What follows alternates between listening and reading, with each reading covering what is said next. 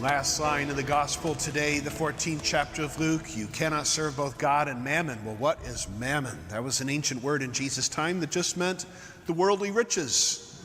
Those things that take our eyes off the prize, that distract us from focusing on God. So it's anything that in our life has become more important than God. It could be money, it could be greed, it could be any form of vice where virtue should be.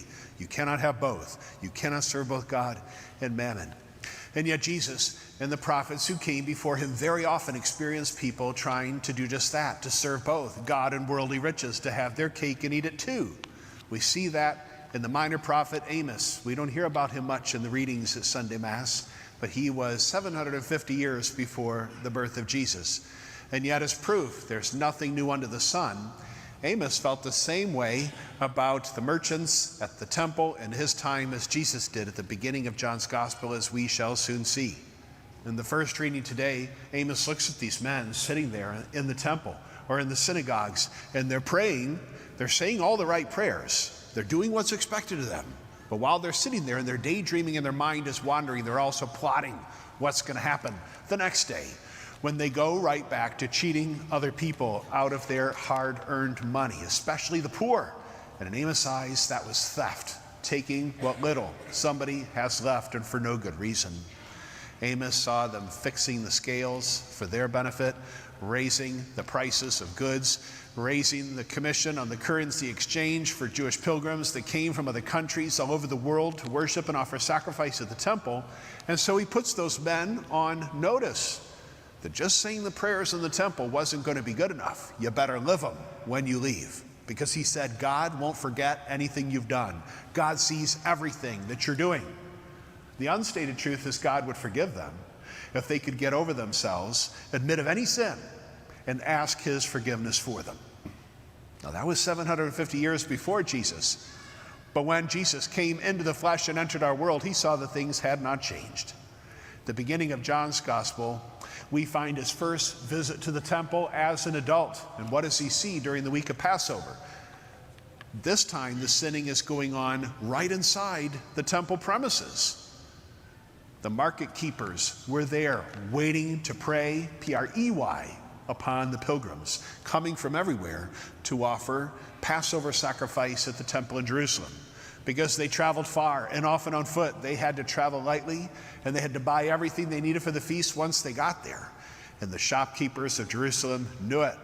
And during Passover week, everything got 3 times more expensive. You saw what Jesus did. He made a whip of cords. He threw them out of the temple. He overturned their tables. He spilled their coins. And in doing so, he had righteous anger for the cleanliness, purity, and sanctity of his Father's house and those who would dare enter into it. For Amos, the concern was they were praying in the temple and sitting outside it.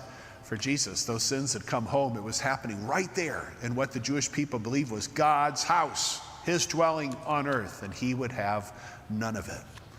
As far as Jesus and Amos were concerned, that's all dishonest wealth. If that's the case and they had such strong feelings about it, why can Jesus then say at the end of the parable today, make friends for yourself with dishonest wealth? It almost seems like a contradiction until we understand the real point of this parable. Jesus uses this story to illustrate how merciful God has been to us, and sometimes how we tend to be a little skimpy when it comes to how much mercy we're willing to extend to other people.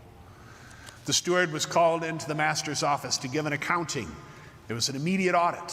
What have you done with all the money I entrusted to you? Well, I wasted it. On what? I don't know. He understands that he's about to be fired. And so he's got to come up with a plan real quick so that he will have a future situation to provide for himself and for his family. And he said, I'm too old to dig. I'm too ashamed to beg. But then what did he do? That man who had a debt he could not repay to the master then went and found all the other people that owed that master much smaller sums of money and started writing them off and shrinking those debts. And somehow Jesus extols that. Well, when we insert mercy where there is debt in the story, it begins to make sense. All of us could be that steward.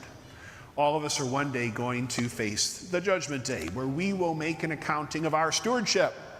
What did you do with the gifts, talents, and treasures I entrusted to you? I don't know. We tend to waste so much time and so many of the gifts that God has given to us. But the real matter here is about our sin.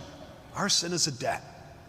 In the Latin translation of the Lord's Prayer, it's forgive us our debt and forgive those indebted to us. Now we have trespass. But there's a debt that we keep racking up by our sins, and we can't afford to pay it off. We can't pay it back. He's paid it for us. That's really what the triumph of the cross is all about. That he who knew no sin became sin for us and took all that weight and all that worry to the cross, and he conquered it forever and for everyone, gone. All we have to do is do what those people in the synagogue in Amos' time refused to do: admit of any sin, repent of it, and ask forgiveness. The Lord continues to pay that debt. We continue to sin, he continues to pay the debt. What happens then is the gifts we've been given, and that is a gift that we don't deserve, can't earn, can't repay. The gifts we've been given to share. We are then called upon to go out and forgive someone else for the much smaller things that they've done to us that pale in comparison to what we've done to him. It is Jesus' hope in this parable that those who have been forgiven will become forgivers, that those who have been reconciled will become reconcilers, that we won't forgive only our friends, we won't love only those who love us back. This is the gospel of Jesus Christ, where we have to pray for our enemies, bless those who persecute us, and when somebody strikes us on one cheek, offer them the other one. That's where we turn to our second reading. It's the first letter that Paul wrote to Timothy. He would write two, and they were the last letters that he ever wrote that we know about. Why? He wasn't having heart problems. He didn't have diabetes. He had faith problems. He could not stop preaching the gospel, and it was going to cost him everything. By the time Paul writes to Timothy, he is under house arrest in Imperial Rome. He was only there because he wanted to be. He could have been put on trial in Jerusalem, but he said, no, send me to the capital, because he wanted to gain an audience with the emperor. Why? Because he wanted that man who believed himself to be a god to know there is only one God. That seat has already been filled and it will never be vacated. He wanted to convert the emperor. He wanted to convert an empire. He wanted to plant the cross as the flag of Jesus Christ over Rome to stop those bloody persecutions to which he himself was about to become a victim. But it would be a case of the shoe on the other foot. He's a Roman citizen. Remember, he used to be the Pharisee Saul of Tarsus.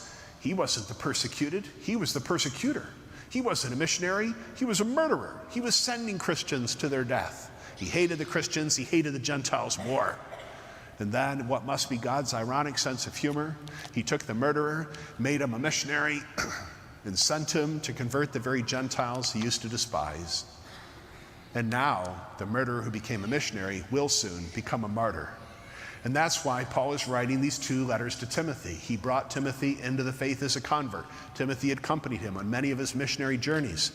And now he's sending Timothy off, become the bishop of Ephesus in Turkey, where he will remain another 30 years after Paul, until he himself is made to wear the martyr's crown at the end of the first century. So then, it's even more interesting when Paul is sitting on death row, imprisoned there by Imperial Rome, the death sentence already given, soon to be carried out, that he would write these words to Timothy: pray, brother. Pray and offer thanksgiving for everyone. Pray for kings and for all in authority. He was asking for Timothy to pray for the people that were about to kill him, Paul, and he was asking Timothy to pray for the people that eventually kill him, Timothy. Pray for the kings and all those in authority. Paul was living out in life and giving witness in his death to the gospel that he preached. He knew that if he was going to keep talking that talk, then he better be ready to walk that walk.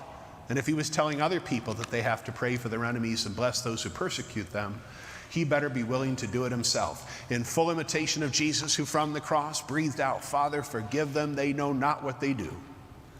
That doesn't mean that Paul was deceived. He knew how evil an empire was. He buried too many of his friends. He made it very clear who the enemy was in Ephesians chapter 6, verse 12. The very people that Timothy is being sent to lead as their bishop. Paul wrote to them, "Our struggle is not against flesh and blood. Our struggle is against the rulers, against the authorities, against the powers of this dark world, and against the spiritual forces of evil in the heavenly realms." Paul understood who the enemy was. He was not deceived, but he did not hate them. Paul understood that the murderous ways of pagan Rome were not going to last. They were never going to be able to stop the spread of the gospel, and he knew that love conquers all. It would not be the blasphemies of pagan Rome that brought them down. It would be the love of Jesus Christ that converted the empire. Paul understood that when he and Timothy gave that last full measure of devotion to their faith, that the blood of martyrs is the seed of Christians. He knew that none of the martyrs' blood spilled before him was spilled in vain, neither would his be. It was going to lead to a change where darkness would become light all across the occupied territories of that empire. This is instructive to us. Paul knew he was going to die. He knew who was going to kill him, and he wanted Timothy to pray for their conversion and to love them. In these last days, since Charlie Kirk was assassinated, we're finding a hatred we never knew existed in our workplaces, in our schools, sometimes even in our own home, and certainly all across social media. People delighting in the tragic deaths of others, people wishing death upon their enemies. That is not the gospel of Jesus Christ. Paul is telling us we can disagree, and we perhaps ought to at times, with the kings and earthly powers, but they are not our friends and they cannot save us. He can, he already has. He has won the war, but if we're ever going to win our battles, we better start fighting like he does. And that is not with hatred, but it's with the greater love. His was the greatest love, and he's calling us to a greater love, to love our enemies. Never respond evil for evil, but be the light in the dark place, be the love in the hate place. Because we've been forgiven, we have to become forgivers. Let us stand and profess our faith.